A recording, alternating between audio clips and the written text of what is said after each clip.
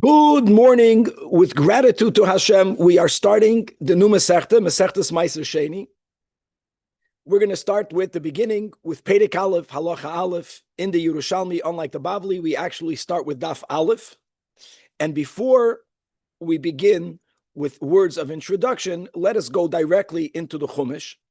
There are psukim, primarily in Parshas Re'eh and in Parshas Kisavai, from which we derive the laws of Meiser Sheni.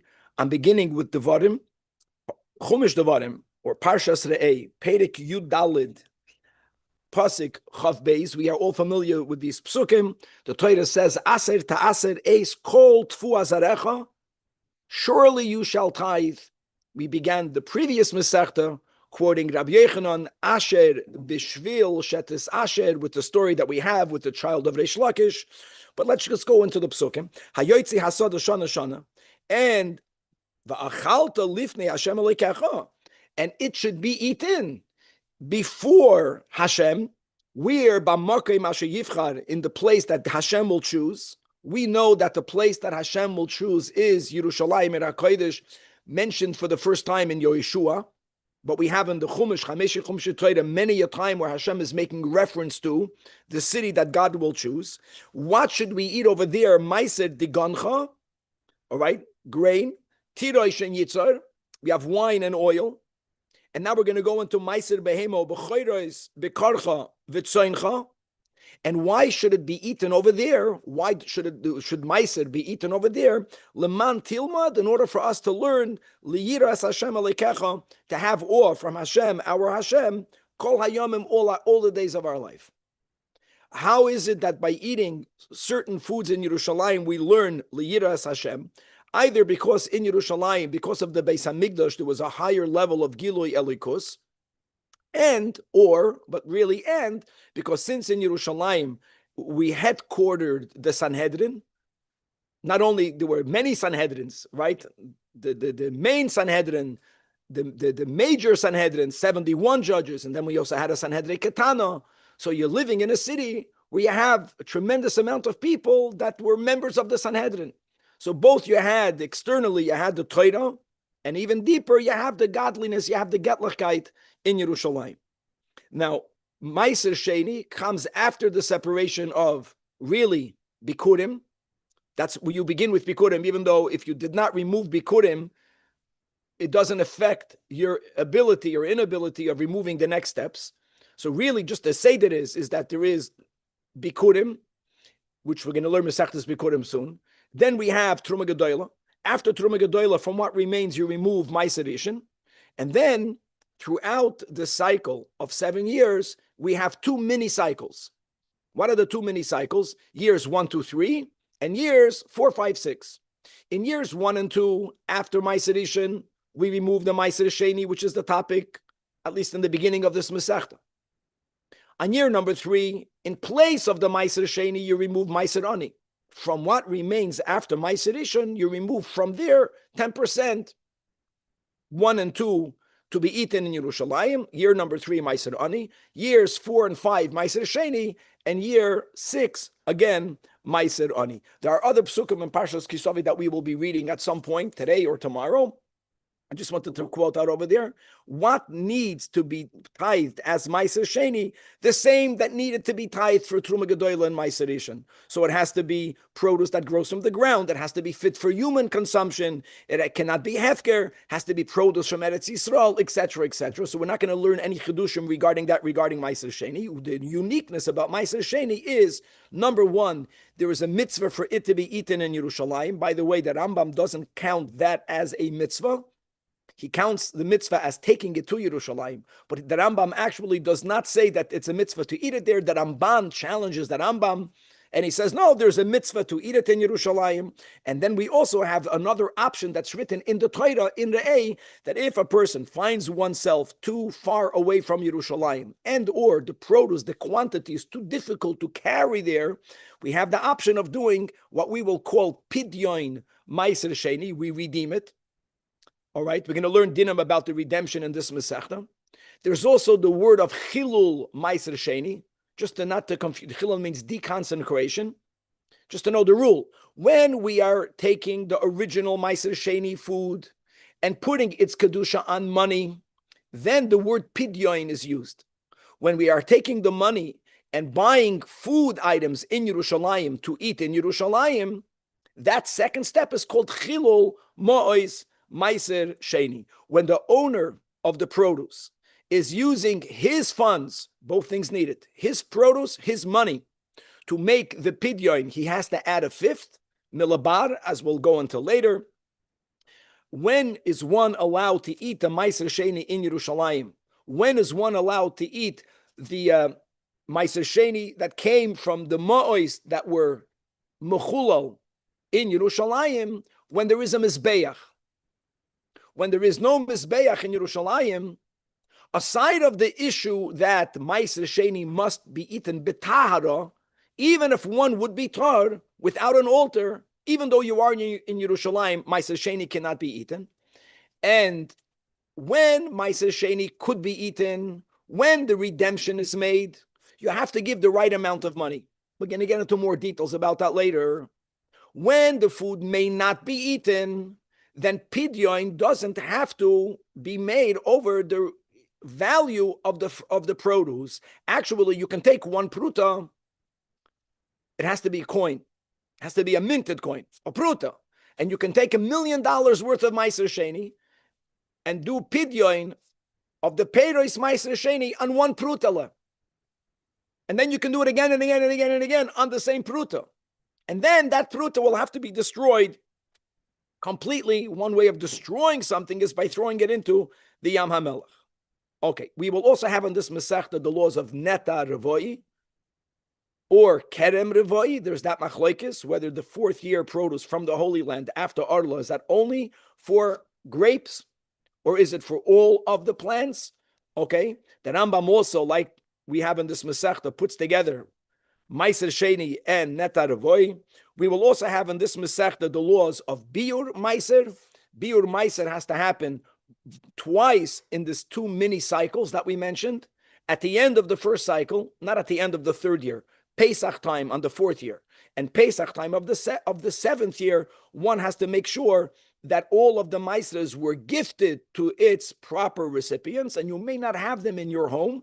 And together with the mitzvah of Biur Meiser, all Meisers, there's also the mitzvah of Vidui Meisers. Both of them are mentioned in Parshas Kisavai, together with some laws of Meiser Sheni, and that will be the latter part of this Masechta. Now, what's amazing is that when Rabbi opened up the Mishnah, on purpose, we can say, unlike the Rambam, Torah Shebal Pev, the Rebbe was not to keep it organized in the way that we would organize it in, on purpose.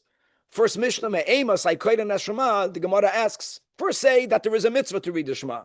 Say what the mitzvah is, and then ask when. But we don't do it that way in the Mishnah. Same thing over here. The first laws that we will have in this Masechta is not about what is Meiser Sheni, but it's going to be what may not be done with Meiser Sheni. And the first law of what may not be done with Meiser Sheni is you're not allowed to sell it. And I'll explain more what that means in a moment. It doesn't mean what it sounds like. But the law is that you may not sell Meiser Sheni, other restrictions on Meiser Sheni. And the Mishnah there will say that those same restrictions apply to Meiser Behema. We'll explain soon what that means. And also they apply to the Bechor. Now the Gemara that we will learn today will elaborate on this first law of the Mishnah that one may not sell Meiser Sheni produce, a mitzvah to do pidyon, not allowed to sell it. I know it sounds the same, it's not, you'll see, it's a whole different thing. And we're going to introduce, or we're going to review the machlokes between Rabbi Meir and Rabbi Yehuda, how to view Meiser Sheni. See, unlike Truma Gedola, that belongs to the kohen, the owner, the grower, the farmer gets to choose which kohen to give it to. Fine. But it's not the owner's. Meiser Rishon belongs to the Levi, which, by the way, could include the Kohanim. In the beginning of Bayesheni, it only included the Kohanim because of Ezra's Kanas, by the fact that the Levium did not come up when he by Bayesheni, but that's a whole different topic. Meiser Sheni is to be consumed by the owner, or certainly could be consumed by the owner. Rabbi Meir holds that Meiser Sheni is called Mamoin Gavoya, divine property. The word Gavoya means from the one up high, referring to Hashem. even though the owner gets to eat it, but we are, so to say, guests on God's table.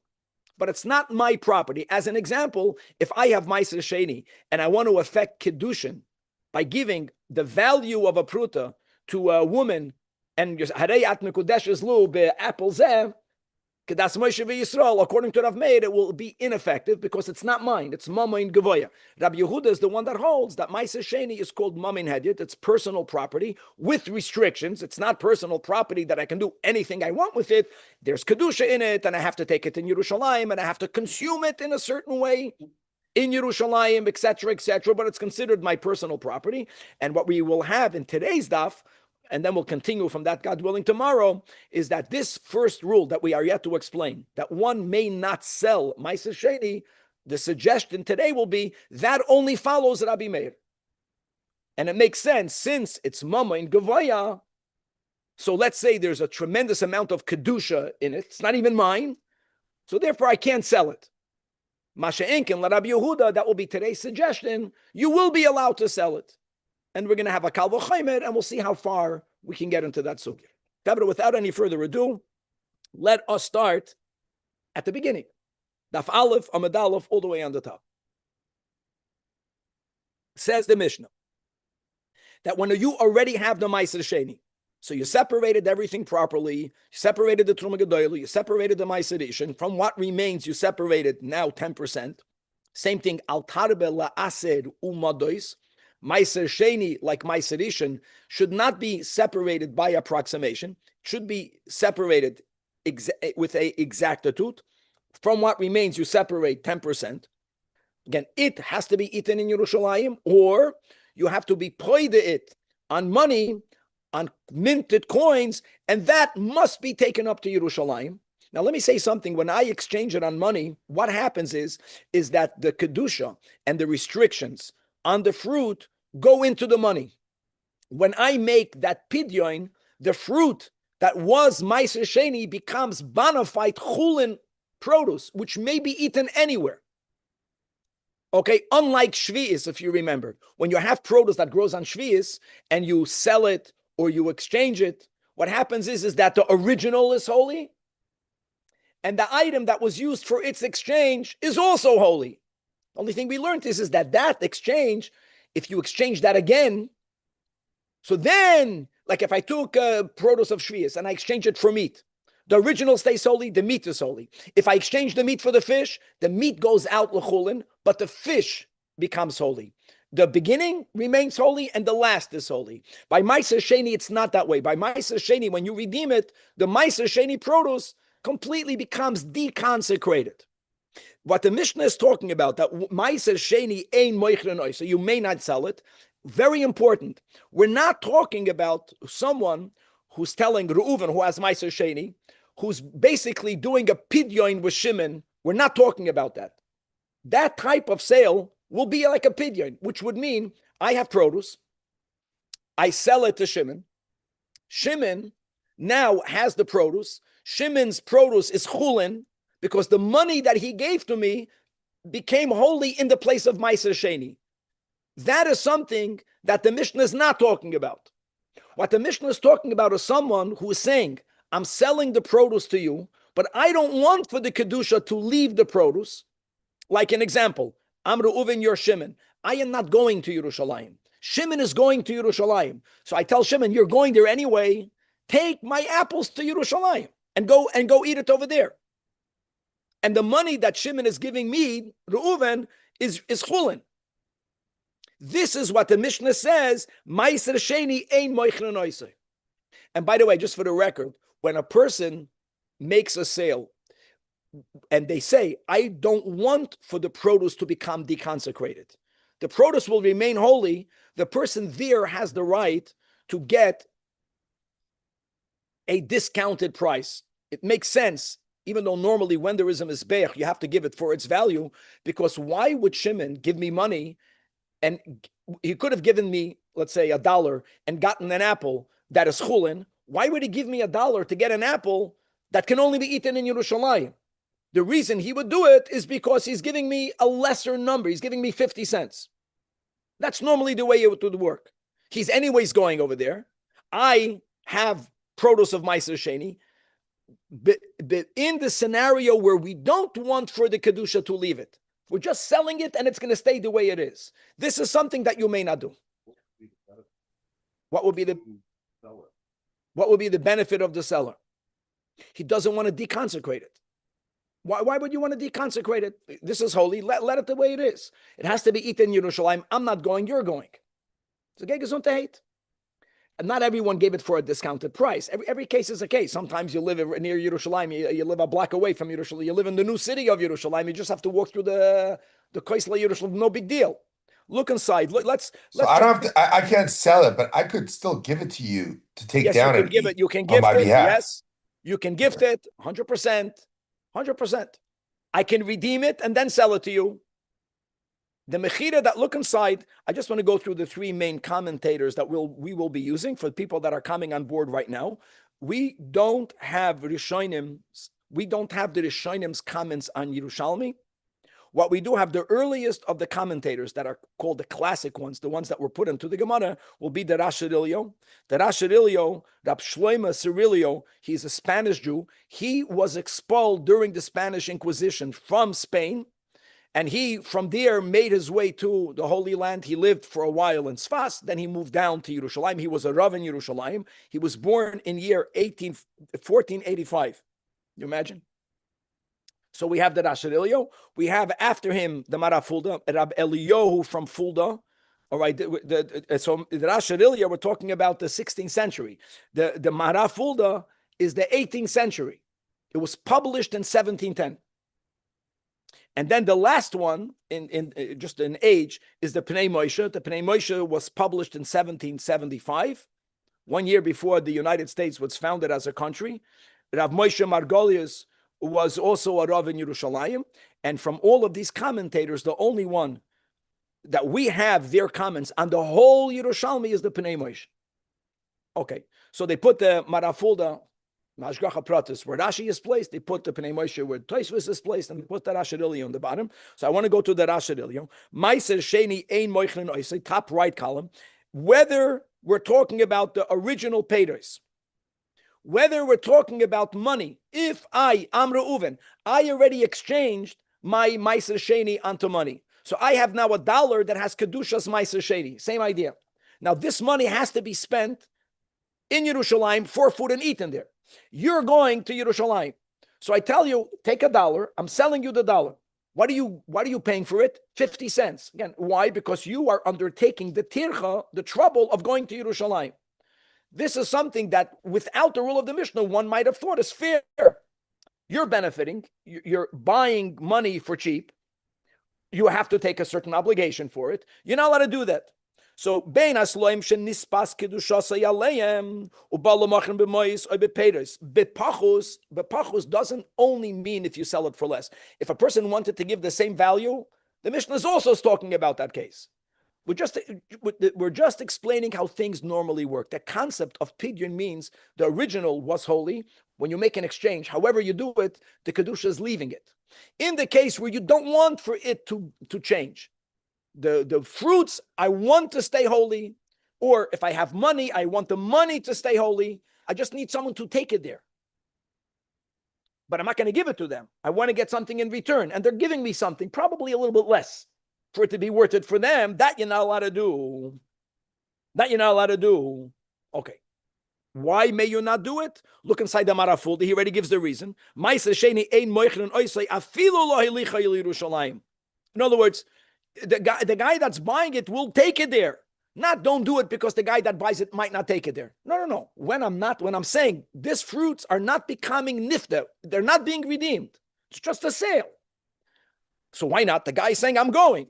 Lefishu kodesh. First of all, this kedusha, the fact that something is holy, one of the ways that we express reverence to the holy is not doing business with it, not commercializing it.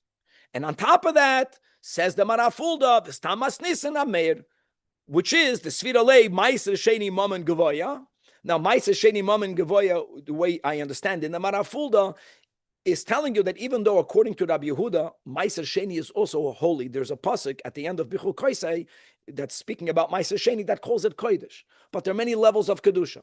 Fact that Rabbi Yehuda says it's Mamin Hedyet, it's personal property, that means that it has a lesser level of Kedusha that doesn't need this reverence. You can't sell it.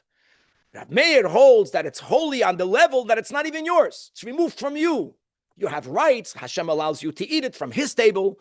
Mamin Gavoya, Kodesh, you can't commercialize it. So what's the union in Ma'aser Sheni and Chomesh, no? It goes together. Chomesh is when you're doing Pidyon, Yakir, and that's the main key. Everything from here is simple. Everything else you'll self-understand. Where people get tricked up in the beginning, the opening of Ma'aser Sheni is, if I'm selling my produce to you, but our understanding is that this sale will affect the Pidyon, I am allowed to do that. And by the way, Yakir, if you're the one paying me for my produce, then you don't have to add a fifth. Why? Because it's not my money. So if the apple is worth objectively in the market $1, you give me $1. The fruit that I give you is yoitze l'chulin, and now my dollar is my Sheni dollar. I'm allowed to do that. I didn't sell it. I exchanged it. I made a pidyon with you. The Mishnah is talking about a sale in a way where the item stays holy. There is no redemption. So if this is holy and it's going from my ownership, kaviyachol, to your ownership, the Mishnah says you're not allowed to do that. As a gift, yes, the Gabbai said, I can gift it to you, even though it's going to be yours. You're going to take it to Yerushalmi. It doesn't affront its Kedusha. It's not an affront to the status of Kedusha. A sale is a business. It commercializes something. It downgrades it. It shows a lack of reverence. Now, everything here is simple. Now that we got this concept of Kodesh, another thing, the Ein Memashkin in Oisa, you cannot use it as security. Everything will be explained in the Gemara. The Ein Machlif in Oisa, barter is a form of sale. So whether the Ein Moichnen means for money, Ein Machlifin means for another item, but the same idea. The kavana of that barter is that the original produce or the Mo'is Ma'aser Sheni will remain holy. But I'm making an exchange. You're not allowed to do that. V'loi shoiklin kenegdo, you can't use it as a counterweight. All of the weights then, or many of the weights, were counterweights, right? There was the moznayim, right? You have this pole in the center, you have two pans on the sides. And if you want to know how much you're selling a litra of meat, so you have to have a stone that weighs a litra. Coins, everyone knew what the weight of the coins are. It was common for people to use coins as a counterweight. So if I have mo'ois ma'aser sheni, you may not use it. Or even more, sometimes for whatever reason, I already know that my apple, I know weighs how many grams. I know that already. So now I'm saying, let me use it as a counterweight. It's holy. You're using it for a mundane activity. Again, it's an affront to its kedusha. And now we're learning a new din. Now the owner of the Ma'aser Sheni is already in Yerushalmi. In Yerushalmi, you can't make a barter. You might think that you are already in Yerushalmi, even that you can't do. It's until now the Mishnah was speaking about someone who was outside Yerushalmi. The purpose of the sale is, I'm not taking it there. I don't want to do pidyon, but you're going there, you take it there. Here, I am in Yerushalayim. I cannot tell you, hey, lach yayin v'ten li shemen, or yayin and shemen, according to Rashi and Tosfos, are biblically obligated to be tithed, which would mean that's Ma'aser Sheni midoiraisa. One might think that if you can't do that barter already in Yerushalayim, maybe that's only for Ma'aser Sheni that has kedusha midoiraisa. Let's go with Rashi and Tosfos. All the other fruits, according to Rashi and Tosfos, taka have to be tithed, including Ma'aser Sheni, only midrabanan. Maybe midrabanan, you would think that you could do that. So says the Mishnah, v'chein shar kol haperos.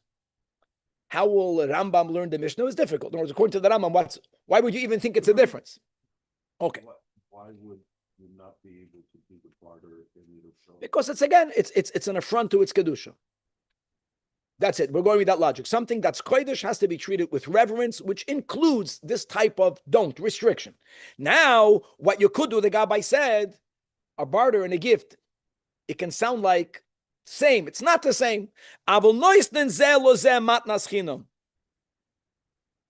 Which to you might sound like a barter. I'm giving you a gift, and you're giving me a gift, and that's something that's allowed. Interesting, because we just learned that the Leinian master gift is viewed as a mechira. No, we did not say that. I did not say that. Not today, but I'm saying. Very good. So Yakir is saying very good. Is that when we had in the previous Masechta, after the Gemar Melacha, by the items that are going to be taken home, that Echad Mishisha Devarim is Mekach. And when it came to Mekach, we had a Machloikas, even Tanoim, whether Matana ke Mekach. Clearly, by Meiser Sheni, we don't say Matana ke Mekach. We differentiate. Very nice. So even better, you chapt how every Meiser has other rules. In other words, to be koiveya it, according to some matana kemekach, even according to that opinion, this restriction, that's because it's holy, makes sense. It's a different concept. And like someone just asked, why not?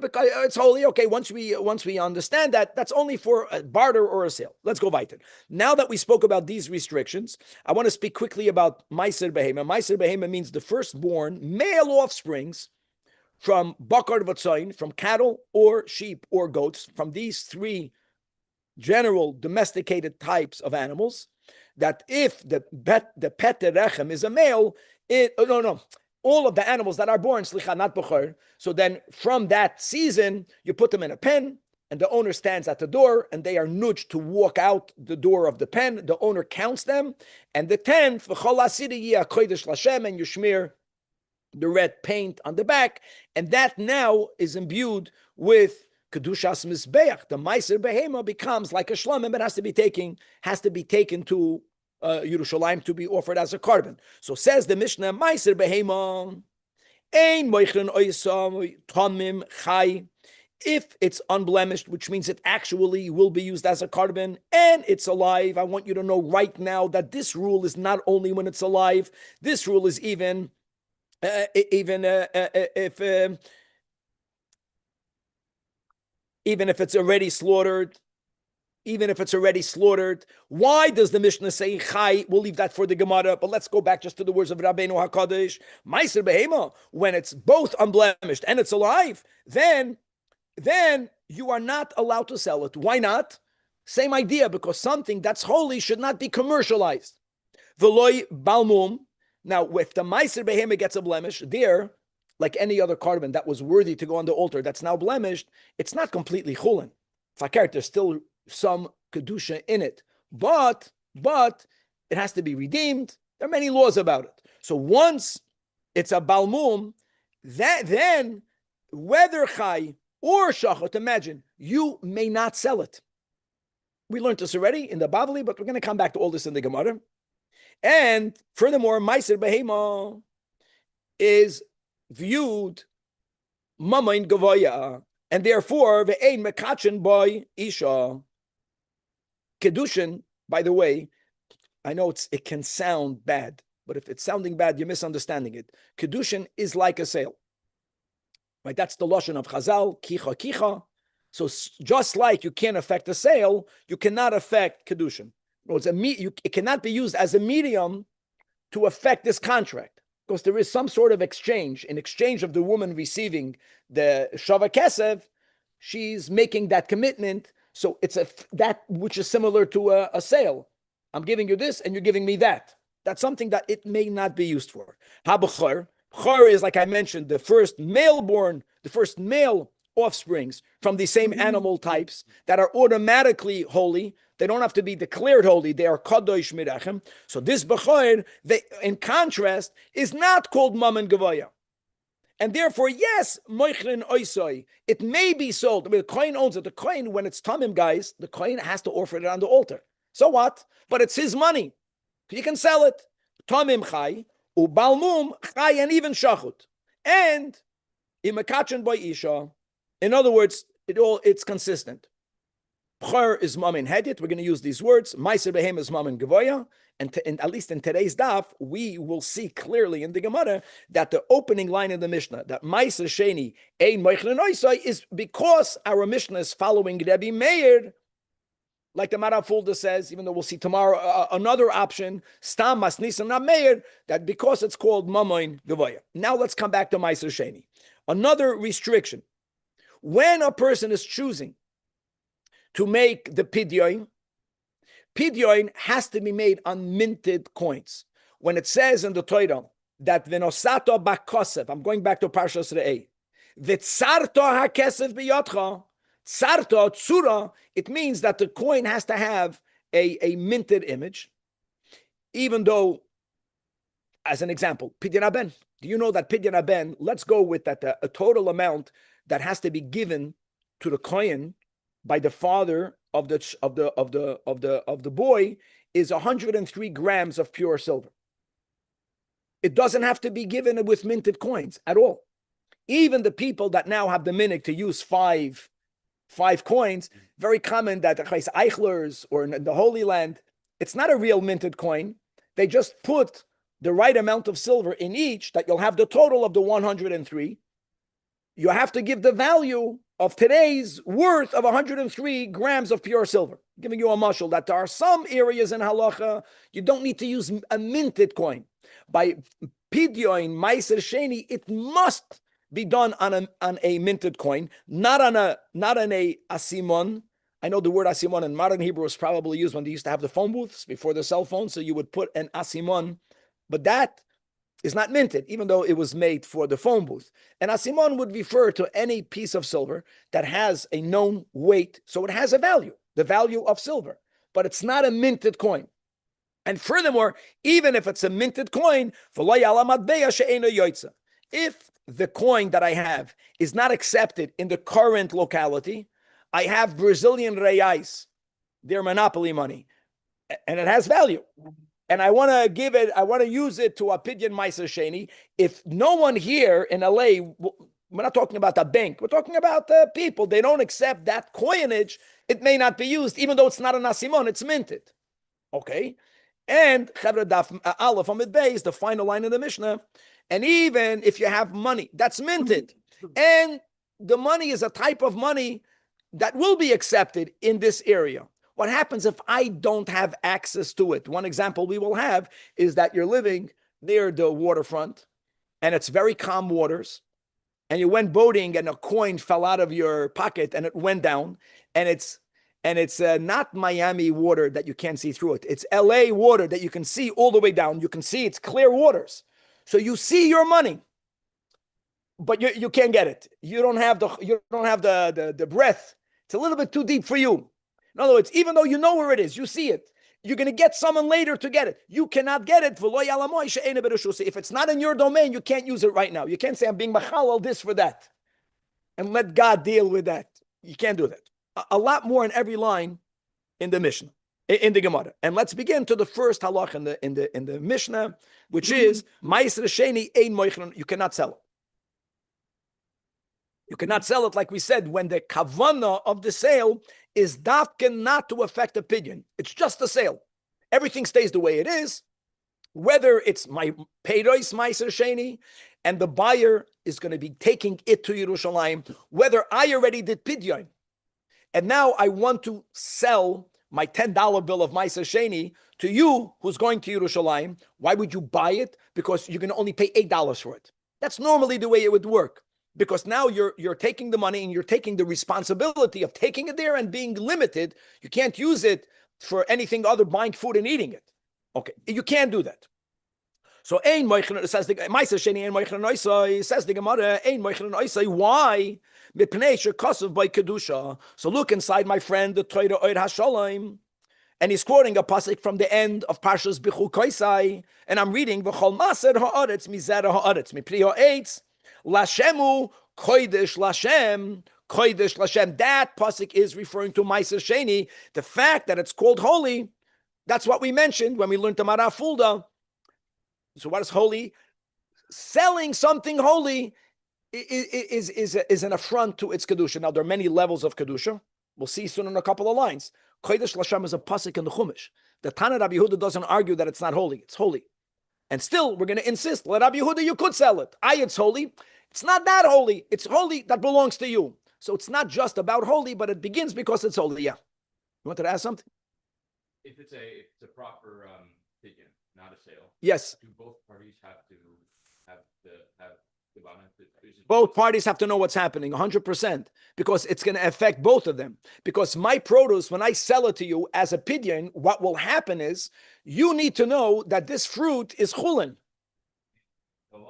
It's no longer. And I need to know that the money that I'm getting from you is bona fide Meiser Sheni money. It's chulin. Why is the recipient here? Because, Why is it? in other words, even if you wouldn't know, you're not going to sin with it. But it's not fair for you to think that it's still holy and for you to have to schlep it there. In other words, tell you, boy, what happens if by accident you eat it? And then you're a good Jew, you're going to walk around guilty for the rest of your life when you have nothing to be guilty for. It doesn't work that way.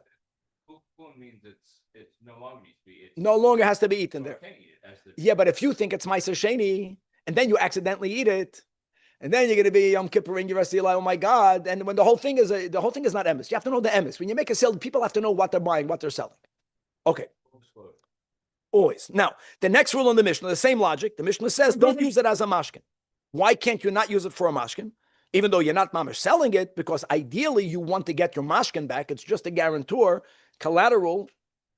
Because since regarding Meiser Sheni, the Torah uses the word bracha. And now let's read one of the many psukim in Parshas Kisavi. Look again in the Torah Oyer HaSholem. I'm sorry, take it back. This is in Parshas Re'eh still. V'chiyir be'memcha haderech. Ki lo suchal se'esoi. Ki yirchak memcha ha'mokim. Asher yivchar Hashem alekecha losam shemay sham. This is all about explaining why you would redeem it. So it says, Ki yivarechecha Hashem alekecha. So the Torah, in other words, I get it. If you only have one little apple, you'll take it there. You have a lot. You have a lot because you were blessed. Bottom line is that the Torah links Meiser Sheni with Abracha. Let me tell you something. Using something that the Torah calls blessed for a purpose that is the opposite of blessed. What's the opposite of blessed? Having to use your property as a security for a loan is the opposite of a bracha. The bracha is you should never have to take a loan. And even if, God forbid, you have to take a loan, at least there should be so much trust that they won't have to take a collateral. Needing to give a collateral because of a loan, that is not a bracha. Don't use something that the Torah calls a bracha for an activity that is not a gebenched activity. Now let's go weiter. And now we're, normal, that the brises were more elaborate, and now we're going to learn more in a brisa expounding on the Mishnah. Let's clarify this prohibition of sale. We spoke it out already in English when we learned the Mishnah, but here the brisa says it.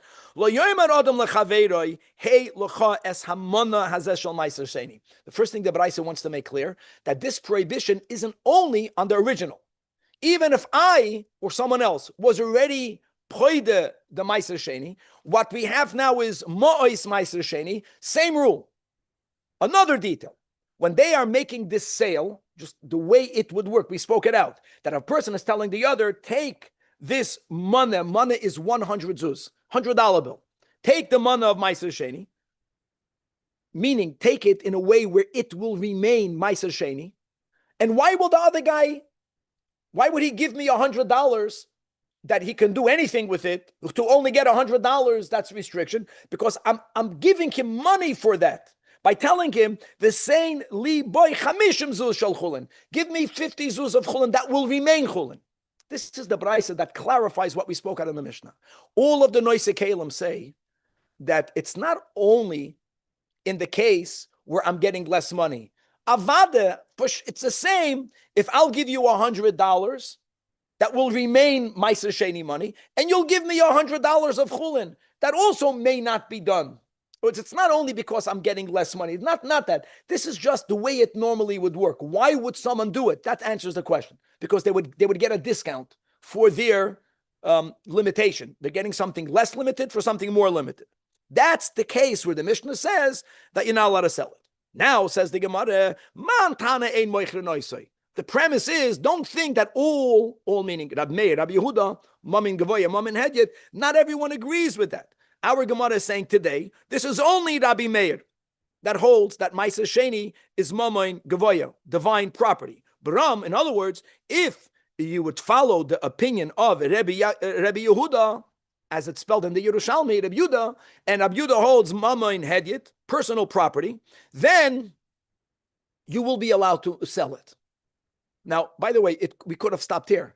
That in itself already, there's a logic. Mamin Gavoy is holier, but the Gemara doesn't like just to say, since it's less holy, you can sell it, stam, without giving a logic. Why not? Because like we quoted the pasuk from Bichol Koisai, the Torah says kodesh. Rabbi Yehuda doesn't argue with the pasuk. But we have a kal v'chomer. We have to show that there are other items that are kodesh, and they could be sold because they are personal property. And what would be the kal v'chomer used by Rabbi Yehuda? B'dinu sheyeh mutar l'marchne mikal v'chomer. And what is gavaldik? Guys, think about truma. Let me ask you a question. Is Truma holy? Aviv. I can argue Truma is even holier than Meiser Sheni. How do I know that? Meiser Sheni could be eaten by anyone, even by a non-Kohen. Truma can only be eaten by Kohanim. The recipient, the Kohen who owns the Truma, can sell it. He could sell it. And by the way, the Kohen can use his Truma to be Mekadosh a woman, even though the woman is not a Kohenes. Even though the woman is not allowed to eat it. Why? Because she can take that and sell it to a Kohen. Even though she won't get a higher price, she'll get a discounted price, but it has the value of a pruta for anyone. So, bedinu, why? Truma is even holier. How do I see that? It cannot be eaten by non-Kohanim. Nevertheless, you are allowed to sell Truma, not Truma Tameya, Truma Tohoira. The Yisrael, not the Yisrael who didn't give it yet. Make it clear. The owner of the Truma. And by the way, a Yisrael can own Truma. As a person gave Truma to a Kohen, the Kohen passed away. The Kohen has a daughter who has a son. The daughter married a Levi or a Yisrael. Stop. In other words, whoever owns Truma, you can sell it. So since you can sell Mutar L'Machra, so therefore it's simple, right? Meiser Sheni, which is Mutar L'Zarim, which L'Cha'oira shows that it is less holy. It's less holy. Einoy din sheyehi mutar l'machrei. Okay. I kodesh. So what? Truma's kodesh. Okay, that's the kal v'chomer. The Gemara is not going to be happy with this. The Gemara is going to push back and successfully refute it. How? No, that's not enough. Because I will argue, what's your proof that Truma is holier, Aviv? Because Truma cannot be eaten by Zarim. Okay, you're right. But there is another part of Truma that makes it less holy than Meiser Sheni. What is that? Truma can be eaten anywhere. Meiser Sheni may only be eaten in Yerushalmi. So maybe mitzad, that law of Meiser Sheni, even Rabbi Yehuda, it's more holy than Truma. It's more restricted.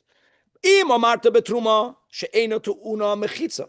Doesn't have to be eaten inside mechitzas Yerushalayim. Let's go quick. We have a minute. Yeah, I think logically you could make an argument saying there's less Kohanim than there is. Not about numbers. Not about numbers. No, but there's this and there's that. Toimar Meiser Sheni, that's stone mechitza. In other words, maybe this type of kedusha that demands for it only to be eaten in Yerushalayim restricts the sale even when Rabbi Yehuda. So the Gemara says, Bikurim yechichu. No, what's Bikurim? Bikurim may only be eaten in Yerushalayim, and Bikurim are allowed to be sold. So really, the way I would word it right now, we don't need a tzad hashava. Right now, Shleimim, you have to know how the Yerushalmi doesn't go back and forth the weights in the Bavli. Learn the kal v'chomer from Bikurim. That's the way to word it. Bikurim can be sold. So according to Rabbi Yehuda, it's mom and head, it could be sold. Gemara says no. There's something that Meiser Sheni has more than Bikurim. Because by Bikurim, you can't exchange it. She'ein toifsim as the mayem. Toimer b'Meiser Sheni, not in the sale that we're talking about, but in the normal exchange. Even when I exchange it myself, I make opinion. Shu toifis as damav. The fact that the kedusha is so strong that even when it leaves it's still strong enough to go into something else. Ooh, that's a higher level of kedusha that we don't have by Bikurim. If someone sells Bikurim, the original Bikurim remain holy, no matter how it's done. You can't be poided. So the Gemara says, for that, Shvius Yechiach. We're going to use now Bikurim and Shvius, which is, Shvius is Toisefes es Domeh, as we explained in the words of introduction. When you sell Shvius, and by the way, we're not talking about selling Shvius commercially, that's prohibited. But Stam, the way it works, let's say I picked for me. I'm allowed to pick for me to eat. I had leftovers. I'm allowed to sell that. It's an apple. We learned that in Masechta Shvius. So, and when that happens, The original remains holy, and the money is holy. Both are holy. And yet you're allowed to sell it. So again, according to Rabbi Yehuda, we can learn it from Shvius or from Bibi Kodim and Shvius, and the Gemara says nish good. Amar Rabbi Yehuda, no, that's not good. Mazu, what kind of? Don't bring in Shvius, because Michirasa shel Shvius hi chilula. This is very important. What happens when you make a sale of Shvius? You do not remove the kedusha from the Shvius. That's what we said. It remains there. It has nothing to do with, let me tell you better. By Ma'aser Sheni, has not, when you make a pidyon, you remove the kedusha. What we are talking about here is where you're not removing the kedusha. What's the whole thing of mechira? That's what we're saying from the Braisa. The Mishnah's din is not that when you're making a sale and the buyer, right, and the kedusha goes from one into the other. Everything stays the way it is, which means the produce remains holy and the money is not holy. That's the case of the Mishnah. So you can't bring in Shvius. By Shvius, they are both holy. So therefore, you don't have a Kal V'chomer, but still, I know it's 7 o'clock, 7:02 already. We'll stop over here, Chaval. But the Gemara is going to bring from Rabbi Yirmiyah another simpler Kal V'chomer that will stand, that will show you that, Lirav Meir, Mam and Gevaya. If it's Mam and Hedyet, we'll have a Kal V'chomer to prove that you will be allowed to sell Ma'aser Sheni, all of that leading for us to conclude today that our Mishnah is only following Rabbi Meir, which is normal. Even though the Mishnah doesn't quote Divrei Rav Meir, Stam Masnisen Rav Meir. It's very common that even when you don't quote a name, Stam Mishnah is Rav Meir. V'kula libe de Rabbi Akiva. We'll stop over